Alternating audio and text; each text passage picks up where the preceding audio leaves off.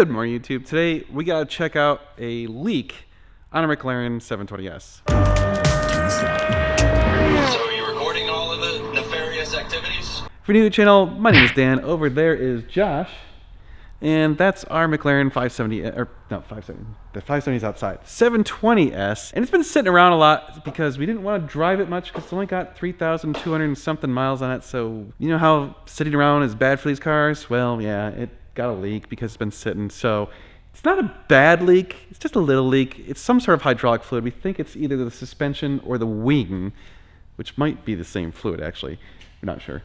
Anyway, so we're gonna get it up in the air and take a look and see if we can't fix it, because obviously we don't want to sell a car with a leak. Like, share, and subscribe. We do appreciate that. And of course, go check out normalguyssupercar.com. There you can buy parts and services for your car. And if you want to buy this car or any of our other supercars in stock, go to ngsupercars.com, or better yet, email us, sales@ngsupercars.com. All right, you guys, let's get this thing up in the air and take a look at it. We've never put a 720 up in the air, so I'm curious what this thing's going to look like underneath. All right, up to daisy. Looks good? I think so. Okay. This car doesn't have like the side skirts that stick out real far that get in the way like some of the other McLarens. Yeah, I feel like you're less likely to crunch carbon on this car. I stuck it in there. Just a little bit? Just a little bit. All right. I wonder if it was an overpressure. Could be. I think that was a relief valve. Let's hope that's the case. Because that's what, I mean, it's that little plastic piece. I can see where it came out, right there on that bolt. Yeah, so let's take off the diffuser. Yeah. The diffuser and this panel probably. Those two. Okay. Yeah, those are Torx. Looks like those are big. Whoa. That's what she said. Shit, does that panel go all the, oh, it goes way up here. Okay, it starts here, goes all the way back here. That's not bad though. That just unbolt and take it right off. This car is really clean. Dude, there's barely any scrapes on the front even. I mean, it's got some, but not many. A little scrape there. Yeah, this is the car you want to put scrape guards on right now before it gets all messed up. I would hope it's clean with only 3,000 miles on it. Right? This has probably never been off. Yeah, probably not. Well, I would assume maybe for one oil change. Does it need to come off for an oil change? Well, this panel will come off for the oil change. I suppose we should pull it off as long as we got it up in the air, huh? All right, YouTube, that is probably the cleanest engine I've ever seen. There's not even dirt on it. So yeah, that's good. That's what we wanted to see. Everything looks clean as hell. Tiniest bit, you can see like moisture on the drain plug. That's probably just from when it got oil changed last or something, because it's been serviced. Wow, that is clean. Very, very, very clean. Cool. All right, well, I guess we don't really need to pull that off, but hey, we just wanted to verify as long as we were doing stuff on this car. Okay, YouTube, what? Whoa, what the hell is that? Some kind of like... Oh, it is a pressure relief. It's where you pressurize it. Weird. Okay, well, the fluid was dripping off of that thing in this little cap. I wonder if it was in that? Huh. And then there's one over here, and it was dripping off this one too. So it's just these two things. I think those are pressure reliefs, I swear. Yeah, I think you're right. That's the suspension. Well, we'll do a little research and... Yeah, let's do some... We'll call we're going to call McMedic. By the way, if you need Sean's help, he is the man when it comes to these things. And he's super, super nice and reasonably affordable. Way cheaper than a dealership. So we're going to clean up all these parts as long as we're in here. But yeah, it's definitely coming out of these two spots. That's it. The other McLarens have those too. But I noticed in the other ones, they're pointing different directions. One thing I thought of, this car we bought from like somewhere on the East Coast. Yeah. So maybe the pressure change or something? Could be. Well, I think maybe just sitting, because the suspension is going to collapse on itself the longer it sits. And then overpressurize? Yeah. Because the last time I started, it did say it had a suspension fault. And then well, because it hadn't been started in weeks. It hadn't been moved in months. And then after we drove it, that went away. Yeah, I think that's what it was. I believe that was I think it's just an overpressure. And look at it, so it dripped all over the pan. Yeah, you can see it's right there. There's still a little bit of condensation. So we'll clean off the diffuser. It's amazing how much dirt gets collected in here. Yeah. It's like the rock gathering party. Very strange setup. Well, that makes me feel better, though. I mean, this is awesome. They could put the secondary air pump right there. Oh, wow. Yeah, that's easy. It's like super easy to replace. No, I mean, I have to say, the more I've worked on these things, the more I'm really appreciating McLaren's engineering. It's pretty amazing. Yeah, like working on this thing is not bad. I mean, look at this. Like the alternator's right here, the water pump right here. Like they're all driven off these little couplers. You got the oil pump right here. It's pretty cool. It's a pretty compact engine.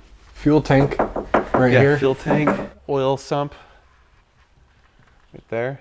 I mean, they're all laid out pretty much the same. This is basically the same thing as the 570 layout, just a beefier engine. So what did we find out?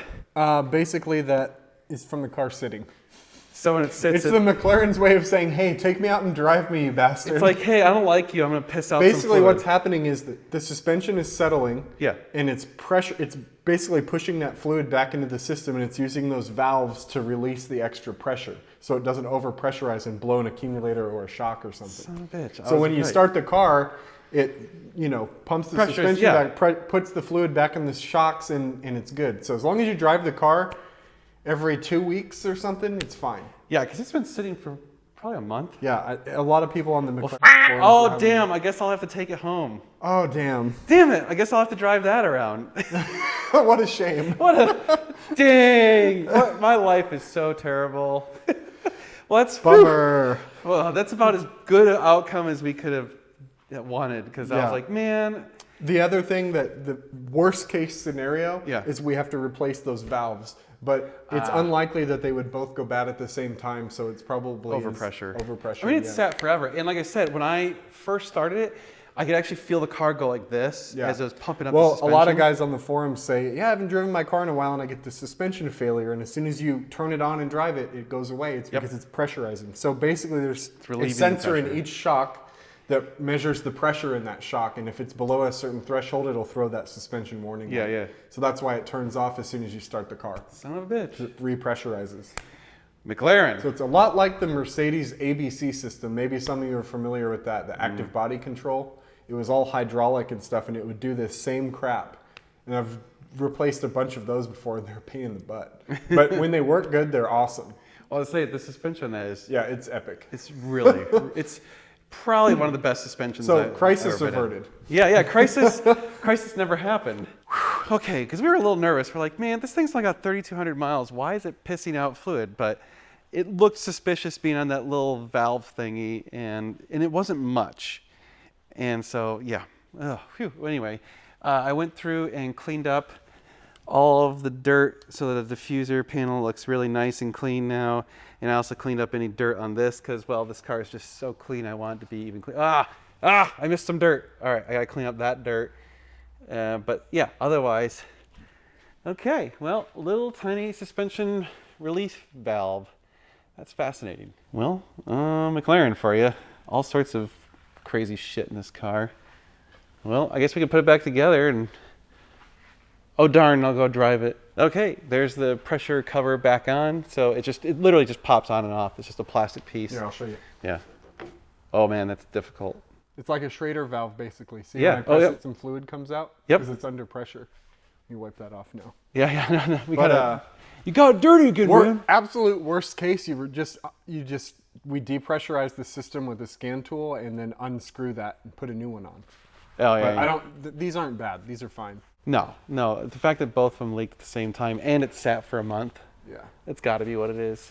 Well, when I first pressed these two, a little bit of air came out. Yeah. So that's a good sign. That's actually good. Yeah. We'll drive it or Dan will drive it, I guess. Yeah, I'll take it home. And we'll recheck. We'll check these again like after you drive it a little bit. Yeah. I'll just let it sit for a week and then drive it again or something.